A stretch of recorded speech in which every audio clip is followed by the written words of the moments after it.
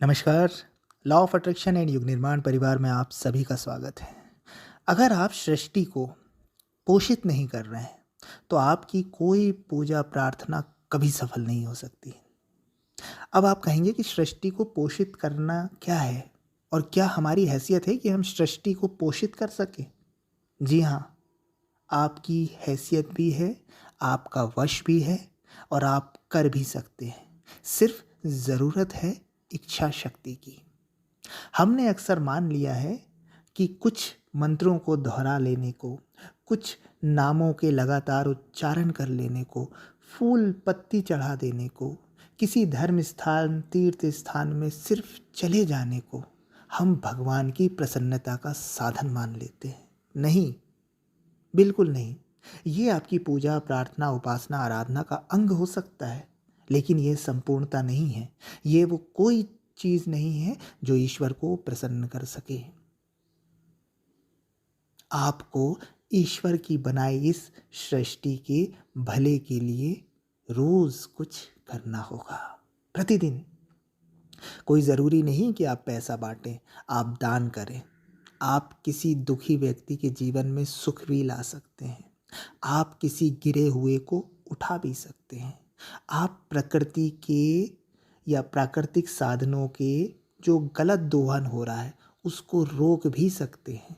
आप पर्यावरण का संरक्षण भी कर सकते हैं। और ये सब जो कृत्य हैं, ये सब चीज़ें भगवान की प्रसन्नता बढ़ाने वाले कारण हैं। भगवान ये नहीं देखेगा कि आपने उसका कितनी बार नाम लिया।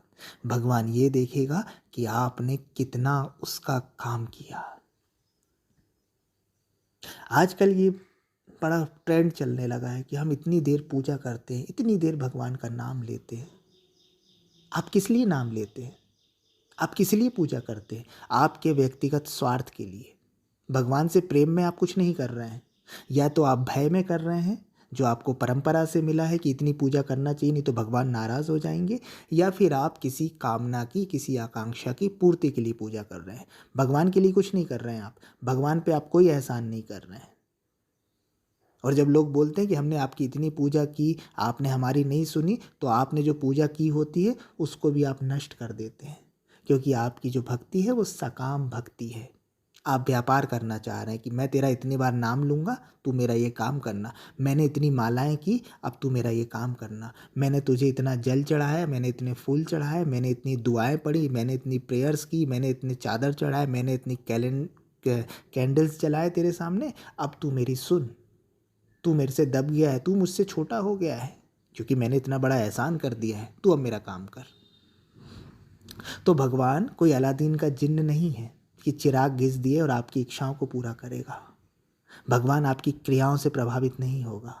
भगवान आपके भावों को देखेगा कि पूजा पाठ के बाहरी कृत्यों के अलावा, मुंह चलाने के अलावा, भीतर से आप क्या हैं?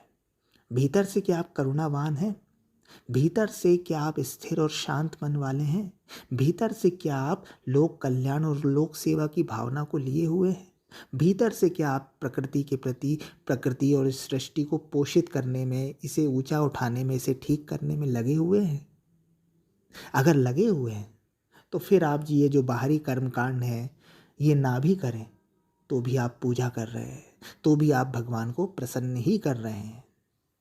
अगर आप अपने कर्म को, अगर आप अपनी ड्यूटी को निष्काम भाव से, ईमानदारी से भगवान के प्रति समर्पित होकर कर रहे हैं तो आप पूजा ही कर रहे हैं।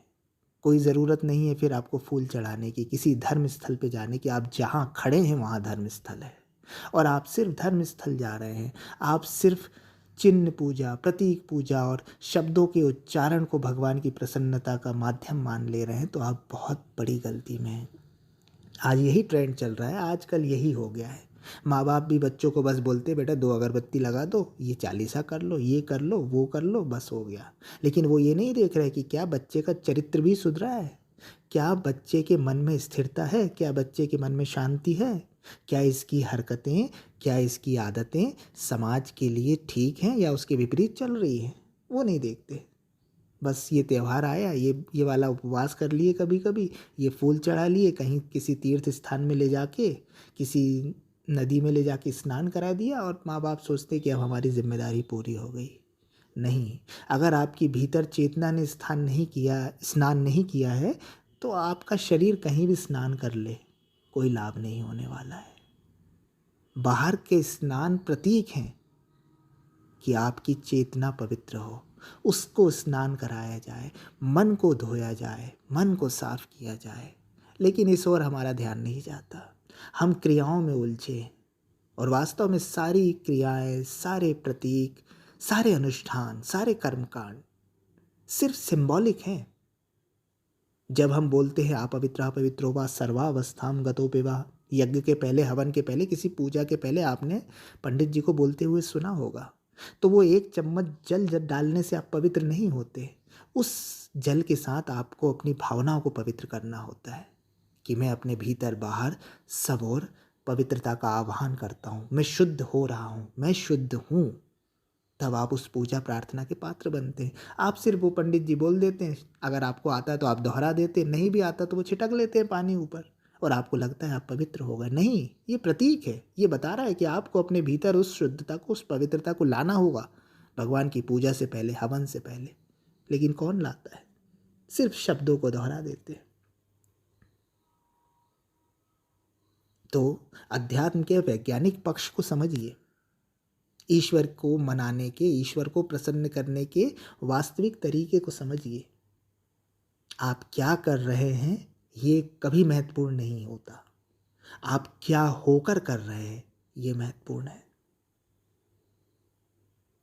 आपने अगर अपना अहंकार नहीं छोड़ा है, आपने अपनी बुराइयां नहीं छोड़ी हैं, और आप रोज़ 2 घंटे भगवान के सामने छाती पीट रहे हैं, माला कर रहे हैं, फूल चढ़ा रहे हैं, पत्ती चढ़ा रहे हैं, जो भी कर रहे हैं आपके धर्म के हिसाब से, आपके मत और मान्यता के हिसाब से, उसका कोई महत्व नहीं है, वो कहीं नहीं जा रहा है। लेकिन आप निष्काम भाव से अपने अहंकार को एक तरफ करके, मन को शुद्ध करके, ईमानदारी से 5 मिनट भी पूजा कर लेते हैं, तो वो पूजा 5 घंटे की पूजा के बराबर का फल दे देती है। और ये भी नहीं होता, लेकिन आप एक अच्छा जीवन जी रहे हैं, ईमानदार जीवन जी रहे हैं, आप सबका भला कर रहे हैं, आपके भीतर किसी के प्रति बुराई नहीं है, तो फिर भगवान ये नहीं देखेगा कि आप कितनी बार मंदिर गए, कितनी तीर्थ स्थान गए, कितना फूल चढ़ाए, कितनी मिठाई चढ़ाए, कितना दान किया, कुछ नहीं देखेगा। आप उस सब कर्मकांडियों से ऊपर हो जाएंगे। तो अपना भी सुधार कीजिए, संसार का भी सुधार कीजिए, प्रकृति को और सृष्टि को पोषित कीजिए। यही सबसे बड़ी पूजा है, और ये निष्फल कभी नहीं जाती। आपके कर्मकांड, आपकी पूजा है, वो निष्फल जा सकती है। किसी को मिल जाता है, उसने सोचता है कि मैंने इतने मंत्र किया था, इतने नाम जप किया था तो मिल गया। नहीं, उसके कर्म में मिलना था और उस दिन मिल गया, तो उसे लग रहा है कि उसे पूजा के कारण मिल गया। वास्तव में भगवान इतना छोटा नहीं, इतनी छोटी सोच का नहीं है कि आपने सिर्फ उसकी चापलूसी कर दी, उसकी कुछ